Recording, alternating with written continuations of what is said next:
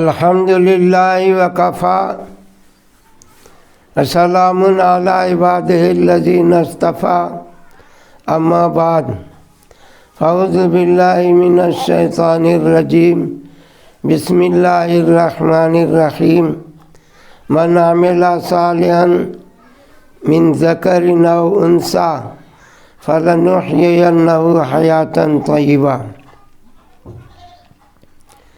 معزز سامعین کرام،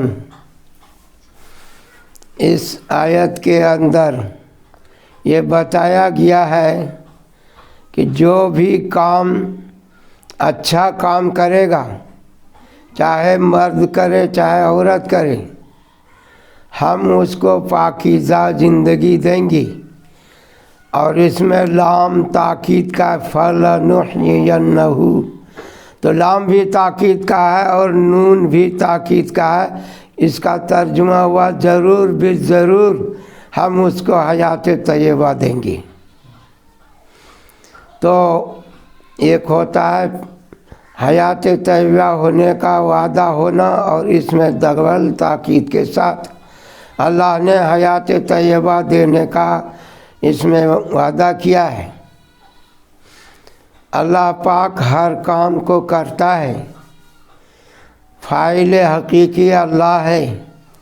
اللہ نے اس عالم اسباب کو بنایا ہے، آسمان کو 2 روز کے اندر، زمین کو 2 روز کے اندر، اور اس کے مافیا کو جو اس کے بیچ میں ہے وہ بھی 2 روز میں بنایا گیا ہے۔ اللہ تو فعال لما یرید ہے، اللہ جو چاہے وہ کر سکتا ہے، جو ارادہ کرے وہ فوراً کر سکتا ہے۔ لیکن اللہ پاک نے کرنے کا بھی طریقہ بتایا کہ اذا اراد شیئا ان یقول لہ کن فیکون، کہ جب اللہ کہتا ہے ہو جاؤ تو وہ چیز ہو جاتی ہے۔ ہمارے جیسا نہیں ہے کہ ارادہ کریں گے اس کے لیے سامان اکٹھا کریں گے، جس چیز کو کرنا اس کے اوزار بھی ہوں گے، پھر اس کے لیے محنت کریں گے تب کہیں جا کر کے ہوگا۔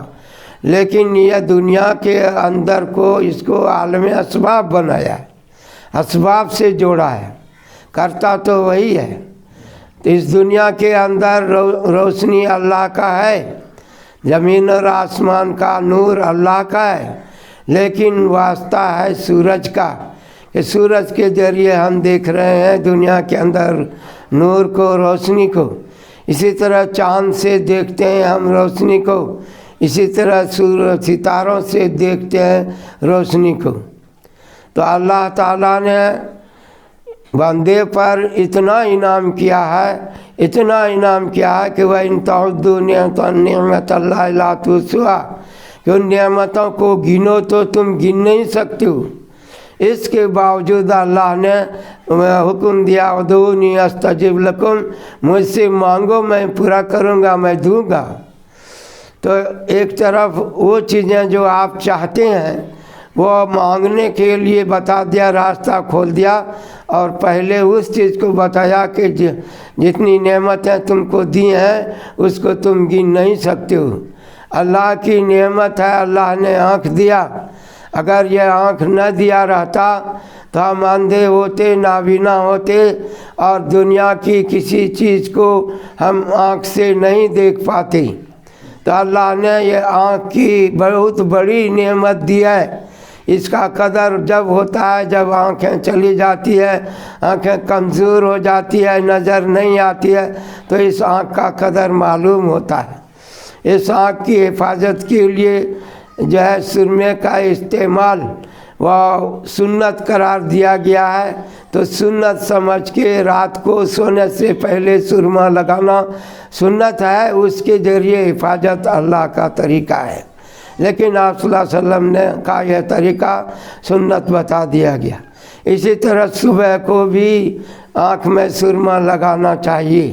تو صبح میں اور رات میں 2 مرتبہ انسان سرما لگائے، اس نیت سے کہ آنکھ نہ خراب ہو، روشنی نہ خراب ہو۔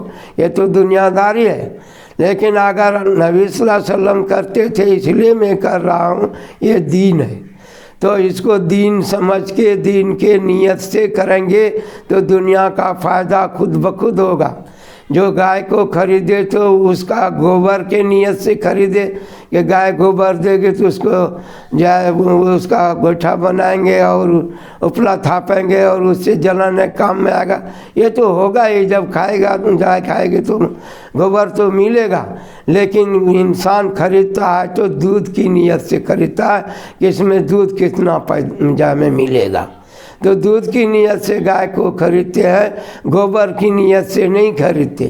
اسی طرح سے دنیا دین جو بھی کام ہے اس کو دین کی نسبت سے آپ کریں گے تو دنیا خود بخود حاصل ہوگی۔ اسی طریقے سے اللہ تعالیٰ نے ہمیں کان بھی دیا ہے جو اوپر نیچ ہلکی تیز ہر آواز کو سنتے ہیں، تو یہ اللہ کا بہت بڑا احسان ہے۔ اسی طرح اللہ تعالیٰ نے ہونٹ کو ملنے والا اور کھلنے والا سب سسٹم دے دیا ہے۔ اگر ہر وقت کھلا رہتا تو ہمارے منہ سے رال ٹپکتا رہتا، تھوک نکلتا رہتا، بدبو نکلتی رہتی اور ہم پریشان رہتے، تو اللہ نے دو ہونٹ کو بنایا کہ یہ ابھی اللہ کی بڑی نعمت ہے۔ تو اللہ نے ہونٹوں کو عطا کر کے جو ہمیں بند کرنے کھولنے کا اختیار دیا، اور اللہ تعالیٰ نے آخرت کے بارے میں بتایا وَهَدَيْنَاهُ النَّجْدَيْنِ کہ ہم نے دونوں راستے کو بتا دیا، جنت میں جانے والا راستہ بھی بتا دیا، جہنم میں جانے والا بھی راستہ بتا دیا۔ جنت جانے والا راستہ تو ایمان ہے کہ سب سے پہلے اللہ پر یقین ہو اور پھر اس کے بعد ان کے صفات اور ذات کو مان رہا ہو، فرشتوں پر یقین ہو، آخرت کے دن پر یقین ہو، اور فرشتوں کے علاوہ جو کتابیں نازل ہوئی ان پر یقین ہو، جو پیغمبر جو رسول و نبی دنیا میں آئے اس پر یقین ہو، تقدیر کے بھلے برے پر یقین ہو۔ اس ایمان کو رکھتے ہوئے جب آپ یہ اللہ پر یقین رکھتے ہوئے لا الہ الا اللہ محمد الرسول اللہ پڑھیں گے تو اب جو ہے یہ اسلام ہوا، یہ مسلمان ہوا، اور پھر یہ ایک عمل ہوا۔ اب اس عمل کرنے سے یہ ظاہری دنیا میں عمل ہوا، وہ دل کا عمل تھا، جو دل کا تصدیق تھا، وہ اندر کا باطنی عمل تھا۔ لیکن ظاہری عمل میں یہ کلمہ کا اقرار کرنا زبان سے، اور اس کے اندر آپ لا الہ الا اللہ میں نفسانیت کے طریقے کو چھوڑنے کا اقرار کر رہے ہیں کہ ہم جو ہے اپنے منمانے طریقے سے نہیں جئیں گے بلکہ اللہ کے حکم کے مطابق چلیں گے۔ تو لا الہ الا اللہ میں یہ بات آ گئی، اور پھر کام کیسا کریں گے، اللہ کے حکم کو کیسے پورا کریں گے؟ محمد الرسول اللہ کا رسول مان کر کے انہوں نے جو احکام اللہ کی طرف سے کلام پاک ملا ہے وہ جو مجھ تک پہنچا ہے انہی طریقے کے مطابق ہم کام کریں گے۔ تو اب یہ کام جو ہوگا وہ آخرت والا کام ہوگا، لیکن غلط فہمی یہاں یہ ہو رہی ہے کہ ہم جو عمل کریں گے اچھا تو اس کا بدلہ کا جگہ جو ہے وہ مرنے کے بعد کام دے گا، نقد میں کیا ملے گا؟ مرنے کے بعد نیکی ملے گی، مرنے کے زمین آسمان کو بھر کے 100 بار کلمہ پڑھے گا تو ملے گا، تو وہ تو مرنے کے بعد ملے گا، لیکن فی الحال کیا ملے گا؟ تو اسی آیت کو میں نے آپ سے پڑھ کے سنایا ہے کہ دنیا میں کیا وعدہ ہے۔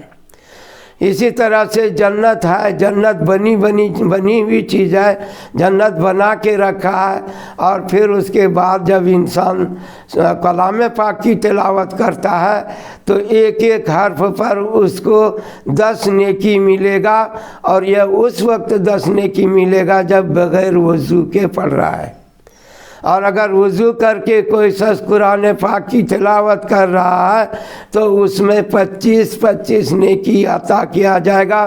مثال سے سمجھایا کہ الف لام میم جو پڑھے گا تو گویا کہ 30 نیکی اس کو ملے گا، لیکن وضو کر کے پڑھنے والے کو 30 نہیں بلکہ اس کو 75 نیکی ملے گی۔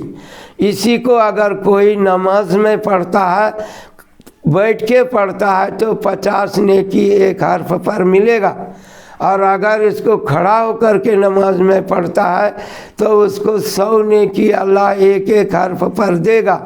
تو بیٹھ کے نفلوں میں جو پڑھتے ہیں قرآن پاک کو، تو ایک حرف پر 50 نیکی ہے، الف لام پڑھنے سے اس کو 75 نیکی ملے گی، یعنی 150 نیکی ملے گی 50 کے حساب سے۔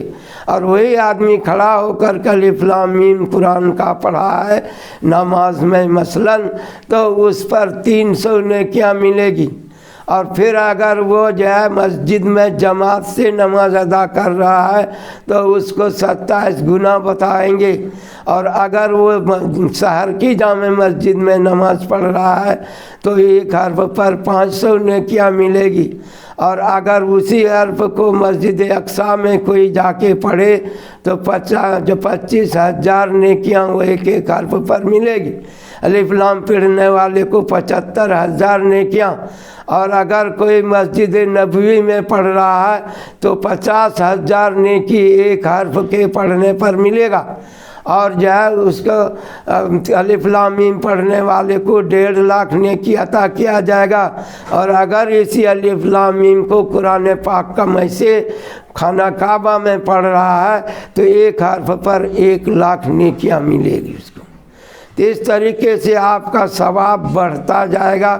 اور اگر کوئی جہاد میں پڑھ رہا ہے تو اس عالم میں پڑھنے والے کو 7 لاکھ نیکیاں ایک ایک قدم پر عطا کیا جائے گا۔ تو جو جو انسان کی محنت بڑھے گی اسی طریقے سے اللہ نیکیاں بھی عطا کرے گا۔ اور یہ جو سبحان اللہ پڑھتے ہیں تو سبحان اللہ پڑھنے سے جنت میں اس کو جو ہے ایک درخت ہوگا، اگے گا، اور وہ درخت 500 سال کے برابر اس کا سایہ ہوگا۔ اتنے جو انسان چلے 500 سال تک تیز رفتار گھوڑے پر چڑھ کے جتنا دور جائے گا اتنا بڑا درخت اس آدمی کے سبحان اللہ کہنے سے ملے گا، جو ہمیشہ ہمیشہ باقی رہے گا۔ وہ پھلدار درخت ٹوٹے گا نہیں، ختم نہیں ہوگا۔ تو آخرت کی زندگی ہمیشہ ہمیشہ کی ہے، اور جنت باقی رہنے والی جگہ ہے۔ دنیا میں انسان درخت لگائے گا تو وہ 100 سال تک 50 سال تک ہوگا۔ آپ سبزی اگائیں گے تو سبزی جو ہے آپ کو تھوڑے سے وقت کے لیے کام دے گا، لیکن اگر آپ جو ہے پھل اگائیں گے تو اس کے اندر وہ پھل جو ہے آپ کو زیادہ دنوں تک دیتا رہے گا۔ تو یہ درخت لگانا یہ بھی صدقہ جاریہ ہے۔ جب تک اس سایہ کے اندر انسان اس کا دھوپ سے بچے گا اور جو ہے اس کو فائدہ اٹھائے گا تو آپ کو ثواب ملتا رہے گا۔ اس کا پھل سے فائدہ ہو، اس کے چھاؤں سے فائدہ ہو، اس کے سائے میں بیٹھا ہو تو وہ اس درخت سے بھی آپ کو نیکی ملے۔ تو دنیا میں آپ درخت لگاتے ہیں تو جب تک درخت باقی ہے اور اس سے فائدہ باقی ہے اس وقت تک آپ کو ثواب ملتا رہے گا، لیکن اگر وہ درخت کٹ گیا تو پھر آپ ثواب سے محروم ہو جائیں گے۔ آپ مسجد کے اندر جو ہے کوئی چیز دے دیتے ہیں، وہ چیز جب تک باقی رہے گی اس وقت تک آپ کا نیکی لکھا جاتا رہے گا، اور جب آپ وہ چیز ختم ہو جائے گی تو نیکی کا سلسلہ بھی ختم ہوگا۔ مجھے کہنا یہ تھا کہ آخرت کے اندر درخت بن رہا ہے، یا تسبیحات پڑھنے سے درخت بنتا ہے۔ قرآن پاک کا میں پہلے بھی بتایا تھا کہ جو 10 مرتبہ قل ہو اللہ پڑھے گا تو یہ قل ہو اللہ پڑھنے کے بعد وہاں ایک گھر ملے گا، اور ظاہر ہے کہ میں نے بتایا کہ ایک اینٹ چاندی کی ہوگی، ایک اینٹ سونے کی ہوگی، اور مشک عنبر کا اس میں گھرا ہوگا، اور ہیرے یاقوت کا جو ہے کنکر ہوگا، اور زمین زعفران کا ہوگا۔ تو وہ درخت یہ پڑھنے 10 مرتبہ مرتبہ آپ کا کلو اللہ ختم ہوگا اور وہاں اللہ کے حکم سے آپ کا گھر بنے گا۔ تو اس دنیا میں آپ پڑھ رہے ہیں، جنت میں قرآن کلو اللہ پڑھ رہے ہیں، اس کا گھر بن رہا ہے۔ تو آپ یہاں سے نیکی بھیج رہے ہیں اور پہنچ رہا ہے اللہ کے یہاں اچھا عمل، اور آخرت آپ کا بن رہا ہے، اور اس دنیا کے اندر آپ کو پاکیزہ زندگی دیں گی۔ تو پاکیزہ زندگی کیا ہے کہ انسان چاہتا ہے کہ ہمیں عزت ملے، تو اللہ تعالیٰ اعلان کرتا ہے وَلِلَّهِ الْعِزَّةُ وَلِرَسُولِهِ وَلِجَمِيعِ الْمُؤْمِنِينَ، کہ اللہ کی تو عزت ہے، وہ تو عزت دینے والا ہے۔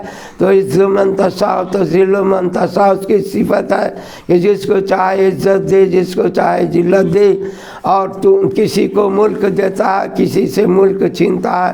تو یہ تو اللہ کا کام ہے۔ تو اللہ کی عزت ہے۔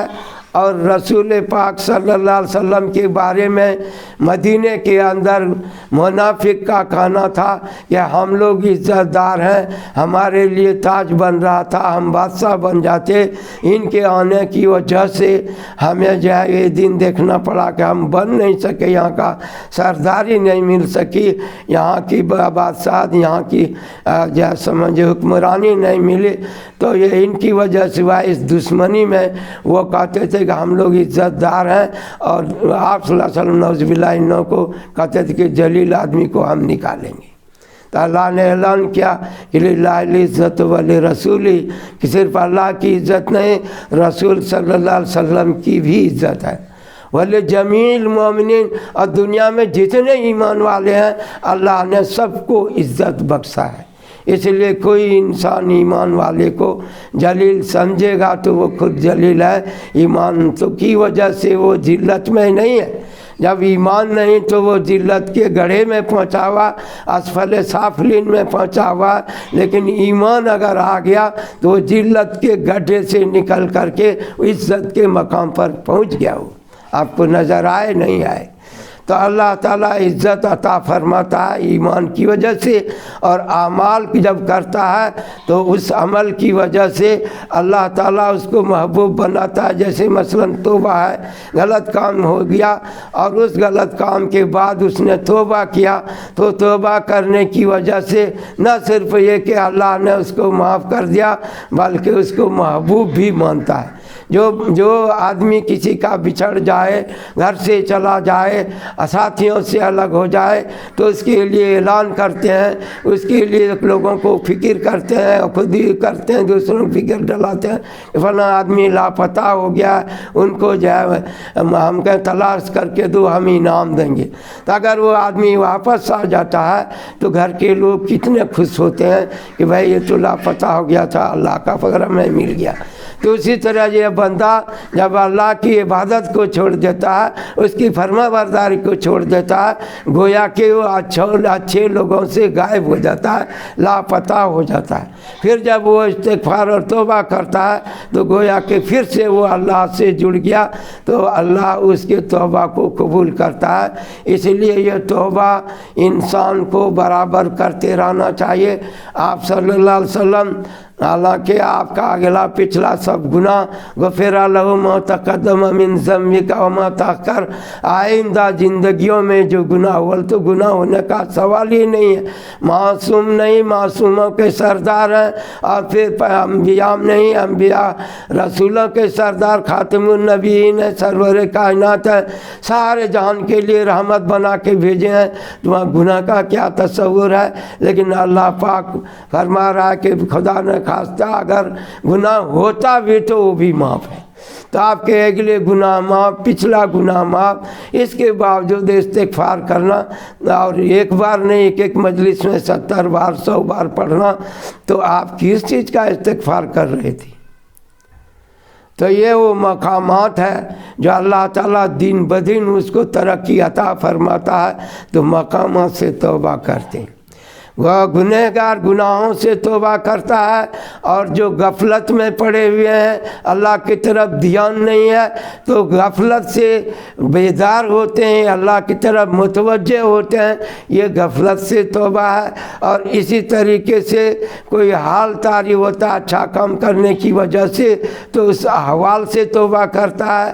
اور اگر اس کو اللہ پاک کوئی مقام عطا کر دے، چاہے وہ اخیار کا ہو، اوتاد کا ہو، چاہے کتب کا ہو، ابدال کا ہو، غوث کا ہو، مجدد کا ہو، کچھ بھی اس کو مقام مل جائے تو مقام سے بھی توبہ کرتا ہے، مقام قرب ہو جو بھی ہو تو مقام سے توبہ کرتا ہے۔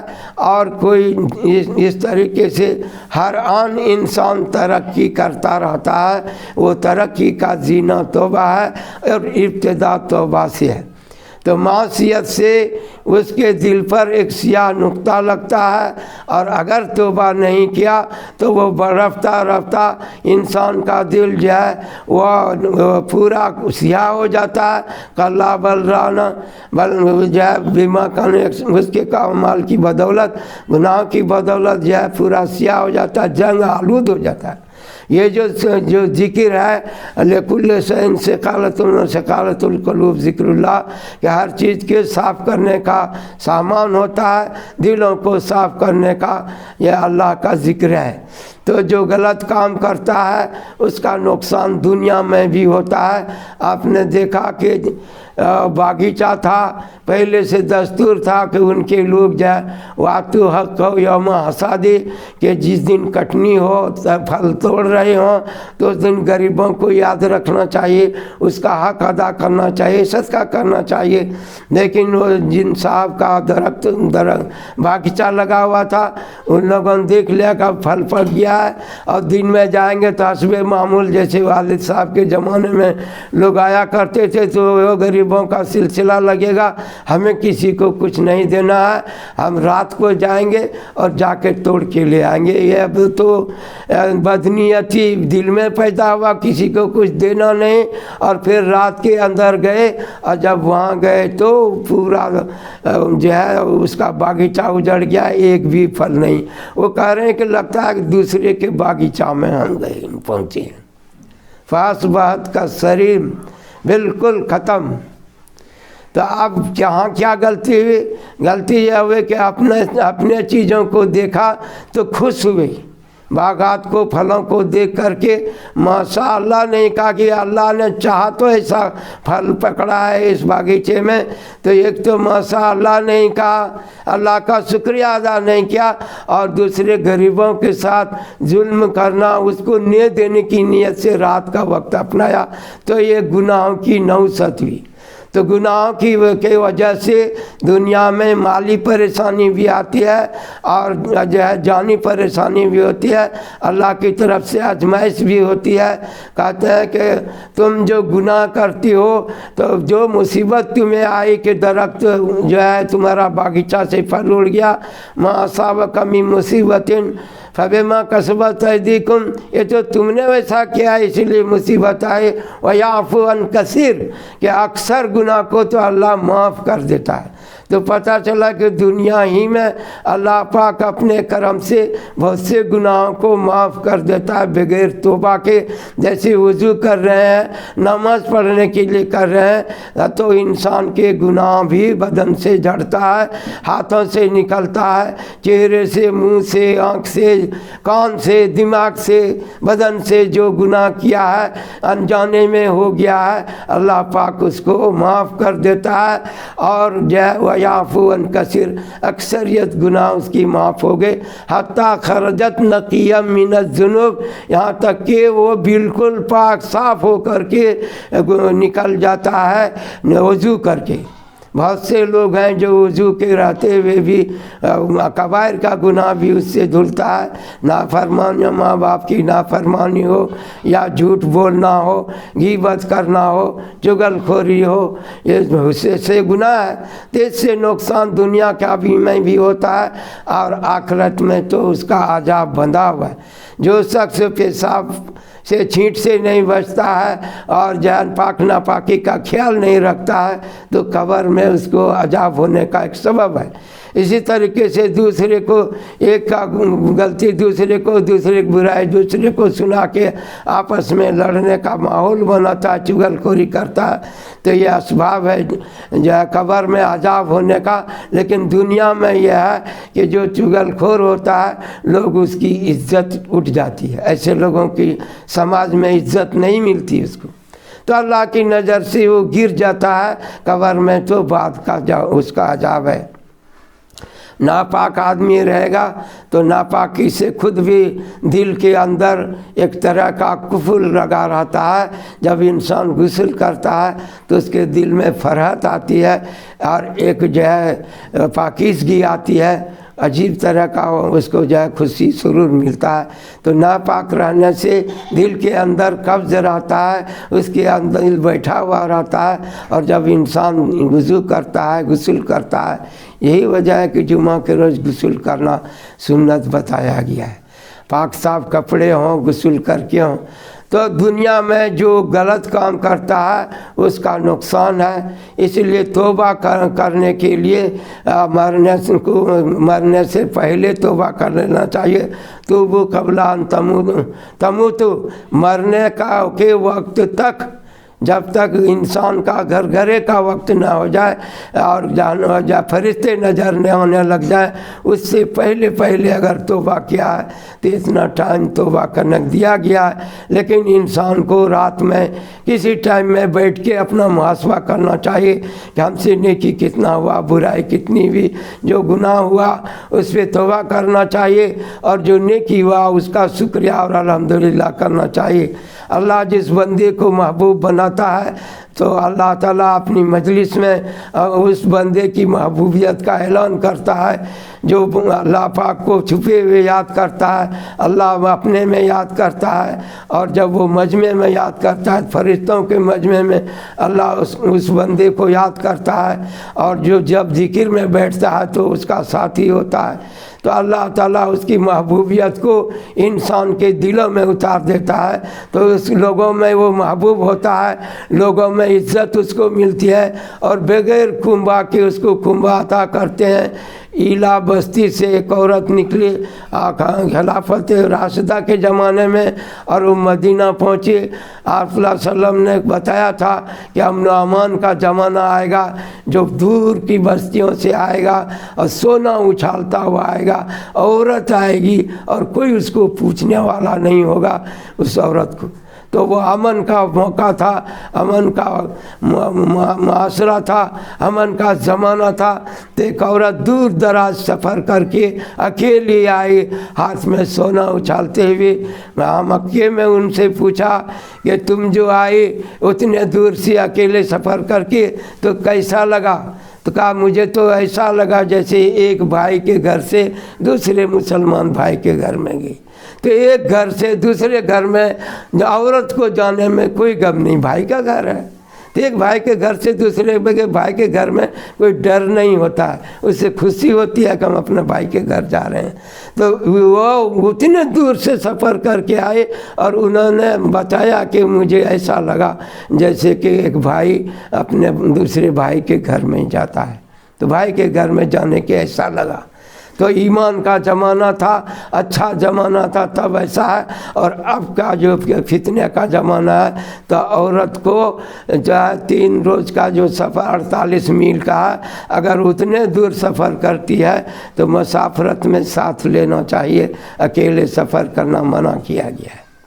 تو میرے بھائی اور محترم بزرگوں، یہ دور، یہ جو آخری دور ہے فتنوں کا دور ہے، اس دور میں بتایا کہ سنت کو لے کر کے چلنا مشکل ہوگا، انگارے کو لے کر کے چلنا آسان ہوگا، لیکن جو ہے سنت کو لے کے چلنا مشکل ہو جائے گا۔ تو آج ہاتھ میں اسلحہ، آتشی اسلحہ، انگارے والا اور جیسا سامان لے کے آج چلنا آسان ہو گیا ہے، لیکن ایک سنت کو لے کر کے چلنا مشکل نظر آ رہا ہے۔ تو میرے بھائی اور محترم بزرگوں، ایسے وقت میں دین پر جمنا اور دین کا کام کرنا بہت اونچا کام ہے۔ تو میں نے بتایا کہ جو نیک اچھا عمل کرے گا تو اس کو اس دنیا میں پاکیزہ زندگی ملے گی، لوگوں میں اس کو عزت ملے گی، اللہ کی نظر میں عزت ہوگی۔ رسول پاک صلی اللہ علیہ وسلم بھی اس کا اچھا عمل دیکھ کر کے ہفتے میں 2 بار عمل پیش ہوتا ہے، تو اس سے آپ صلی اللہ علیہ وسلم جو اچھا کام کیا خوش ہوتے ہیں۔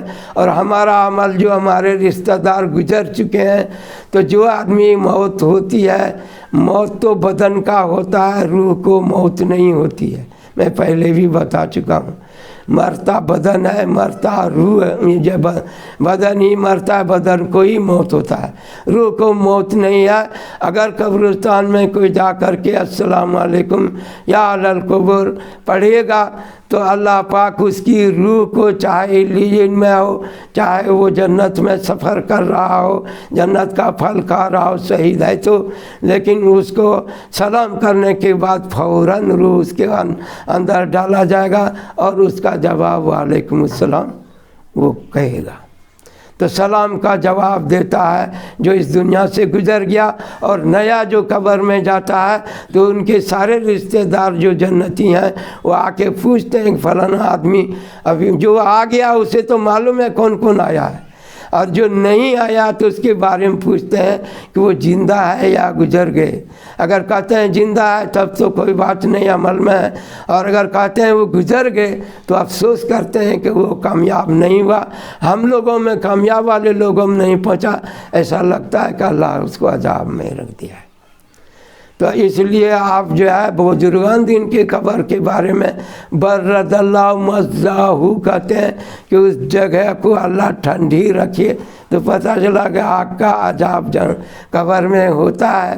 ایک تو سانپ کا عذاب ہوتا ہے جو ڈستا ہے اندر جاتا ہے اور نکلتا ہے، ایک مٹی کا عذاب ہے کہ اس کو ایسا دابتا ہے کہ ایک پسلے دوسرے میں چپ جاتا ہے، تو یہ کہیں گرج لے کر کے ہتھوڑا لے کے رہتا ہے، مارتا ہے زمین میں دھستا ہے۔ تو یہ جو ہے قبر کا عذاب ہے۔ آپ کہتے ہیں برد اللہ مزاحو کہ اس کے جگہ کو اللہ جو ٹھنڈا رکھے، عذاب نہ ہو۔ اور کبھی آپ کہتے ہیں نور اللہ مرقدہ کہ اللہ اس کے جو ہے قبر کے اندر نور عطا فرمائے، تو وہ نور اس دنیا میں کیا کام آئے، وہ تو قبر میں نورانی ہوگا، تو اللہ تعالیٰ جنت کا دیدار کرے گا، جنت کا دیدار قبر میں ہوگا، دکھایا جائے گا، وہ دیکھ کے سوچے گا کب جلدی قیامت قائم ہو جائیں گے، وہ میرا گھر ہے وہ۔ اور جہاں جہنم ہے اور تکلیف ہے تو وہ ڈرتا ہے کہ ابھی نہ قیامت ہو جائے تو مجھے وہاں پر جانا پڑے۔ تو اچھی جگہوں کو اس کو دکھایا جاتا ہے تاکہ خوشی میں دوبالا ہو، اور جہاں وہ غلط جہنم میں جانے والا اس کو جہنم دکھایا جاتا ہے۔ تو بہرحال میں کہنے کا مطلب یہ ہے، اسی طرح آپ کہتے ہیں رحمت اللہ علیہ کہ اللہ کی اس کی رحمت ہو، تو بزرگان دین کے اوپر رحمت اللہ علیہ کہتے ہیں کہ اللہ کی اس پہ رحمت ہو، اور اگر وہ بزرگ نہیں ہے عام مسلمان ہے تو مرحوم کہتے ہیں، ساتھ میں مرحوم رکھتے ہیں نا کہ اللہ اس پر رحم کیا ہے کہ ایمان کی حالت میں گیا ہے، تو عام لوگوں کو مرحوم کہتے ہیں۔ علماء کرام بزرگان دین گزرے تو رحمت اللہ علیہ کہتے ہیں۔ آپ کہتے ہیں علی اللہ مراتے ہوئے ایک دعا آپ یہ بھی کرتے ہیں کہ اللہ اس کے رتبے کو، اس کے درجے کو بڑھا دے، تو اگر درجہ اس کا بڑھے گا نہیں تو دعا کس کام کا ہے۔ تو پتہ چلا کہ دنیا میں دعاؤں سے تو تقدیر بدل سکتی ہے اور برائی ختم ہو کے نیکی کا لائن بن سکتا ہے، لیکن اگر جو گزر گئے ہیں تو ان کے درجات میں بھی ترقی ہو سکتی ہے، ورنہ تو جس درجے میں ایمان گیا ہے اس سے آگے اب بڑھ نہیں سکتا ہے۔ سامان بڑھ سکتا ہے لیکن درجات نہیں بڑھ سکتا ہے، لیکن دعا کرنے سے اس کا ترقی درجات کا بھی ہو سکتا ہے۔ تو کسی کے درجات کے ترقی کے لیے دعا کرتے ہیں، کسی کے نور بھرنے کے لیے دعا کرتے ہیں، کسی کے رحمت برسنے کے لیے دعا کرتے ہیں، کیونکہ ان کے لیے ہم دعا کریں گے تو وہ میرے اوپر نور بن کر کے، رحمت بن کر کے، اور عذاب سے بچتا ہوا، ناک سے پریشانیوں سے بچتے ہوئے دل ہمارا ٹھنڈا ہوگا۔ اللہم طہر قلبی من البرد والثلج، کہ اللہ ہمارے دل کو جیسے برف سے ٹھنڈا کرتے ہیں، اور برد ٹھنڈا سے بھی صاف کرتے ہیں، جیسے ٹھنڈا ملے گا یہیں تو برف سے صاف کریں گے ٹھنڈا ملے گا۔ دل میں کیا ہوتا ہے جو یہ دعا سکھایا، اللہم طہر قلبی، کہ ہمارا میرے دل کو پاک کر دیے۔ کیسا پاک کریے؟ ٹھنڈا سے اور برف سے جیسے صاف ہوتا ہے۔ صاف تو باہر کا چیز پانی سے ہوتا ہے، کیا سمجھیں؟ اب دل کے صاف کرنے کے لیے برف اور ٹھنڈا چاہیے۔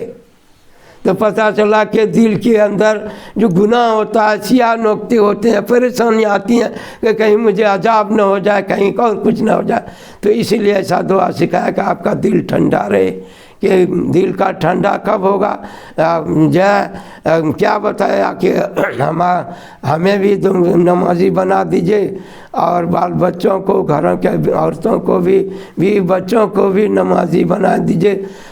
تو آپ صلی اللہ علیہ وسلم کے آنکھوں کی ٹھنڈک نماز تھی، اور ان لوگوں کے لیے جب دعا کریں گے تو آپ کی آنکھیں بچوں سے دیکھ کے، بیوی بچوں کو دیکھ کے آنکھ ٹھنڈی ہوگی۔ تو آنکھ ٹھنڈی ہونے کا مطلب دل ٹھنڈا ہو، یہی مطلب ہوا۔ تو اس لیے دعا کرتے ہیں اللہم طہر قلبی من البرد والثلج، ورنہ ساری چیزیں پانی سے دھویا جا رہا ہے، تو دل کون چیز ہے جو برف سے دھونا کہ آپ دعا کر رہے ہیں۔ تو بہرحال یہ جو ہے انسان کے دلوں میں جو پریشانیاں ہوتی ہیں وہ دعاؤں سے دور ہوتا ہے، ذکر سے اطمینان ہوتا ہے، اور اس طریقے سے سکون ملتا ہے۔ تو اندر کا سکون، چین، رحمت اندر سے اس کو ملے گا، اندر سے اطمینان کی زندگی اس کو ملے گی، پریشانی کی زندگی نہیں ہوگی۔ اور جو ہے باہر تو جو اللہ والے ہیں، اللہ نے اندر سے سکون، اطمینان، چین نصیب کیا ہے، اور جہاں جا رہے ہیں انہیں اللہ عزت نصیب کرتا ہے۔ مولانا مدنی رحمۃ اللہ علیہ کے بارے میں جو ہے ان کی وفات کے بعد اشعار بنایا تھا قاری فخر الدین صاحب گیار والے نے، کہ چلا جا رہا ہے ہائے وہ جنت بنداماں، فرشتوں کے صف میں خراما خراما، ہجوم خلائق ہے بہر زیارت، نہیں آج جنت میں بھی ان کو فرصت۔ تو دنیا میں جب تھے تو ہر جگہ استقبال ہو رہا تھا، زندہ باد ہو رہا تھا، لیکن آج ہمارے حضرت اس دنیا سے رحلت فرما گئے ہیں، تو فرشتوں کا صف میں خراما خراما فرشتوں کا ہجوم ہے، اور در خلد رضوان کھولے کھڑا ہے، بسوں کے ادب مرحبا کہہ رہا ہے۔ تو حوریں مستاق ہیں، غلمان خدمتگار تیار ہیں، اور رضوان مبارکبادی دے رہا ہے۔ تو یہ تو دنیا میں وقتی طور پہ مبارکبادی ہوتی ہے، وقتی طور پر کچھ ایسا وہ تو ہمیشہ ہمیشہ کا ہے۔ تو اس دنیا کے اندر بھی عزت ملے تو دوسروں کے نفع کا کام کرنا ہوگا۔ کوئی مسلمان ملتا ہے، آپ سلام کریں گے تو سلام کرنے سے آپ ثواب بھی ملا، اور یہ ایک دعا ہے کہ اللہ تم پر، اللہ کا جو سلام صفت ہے سلامتی رکھنے کا، وہ تم پر ہو۔ تو اس سلام سے بڑھ کر کوئی دعا نہیں ہے۔ جو انگریزی میں جو بولتے ہیں گڈ نون اور گڈ مارننگ، یہ سب کیا گڈ ہے جی؟ اچھا صبح، اچھا رات، کچھ ہوا دعا؟ بولو۔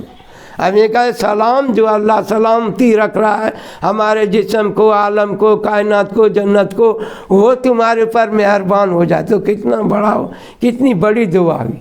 تو سلام دعا ہے، اور ایک مسلمان کا دوسرے مسلمان سے ملنا اور دعا دینا، گویا اس کو آپ سلامتی کی دعا دی، آپ فائدہ پہنچائی۔ تو اب آپ بھی فائدے میں رہیں گے کہ اب وہ سلام کرے گا تو آپ کو اوپر بھی جواب ملے گا، تو آپ بھی سلامتی رہیں گے۔ تو یہ عمل ہوا سلام کرنے کا، یہ تو آخرت کا فائدہ ہوا، دنیا میں کچھ سکون مل گیا، لیکن ہم دونوں کو کیا ملا؟ یہ سلام و سلام۔ تو کہتے ہیں فتح ابو، سلام سلام کا جو جواب ملا 10 نے کی 30 نے کی، وہ تو ملے گا آخرت میں، لیکن تم دونوں میں آپس میں محبت ہو جائے گی۔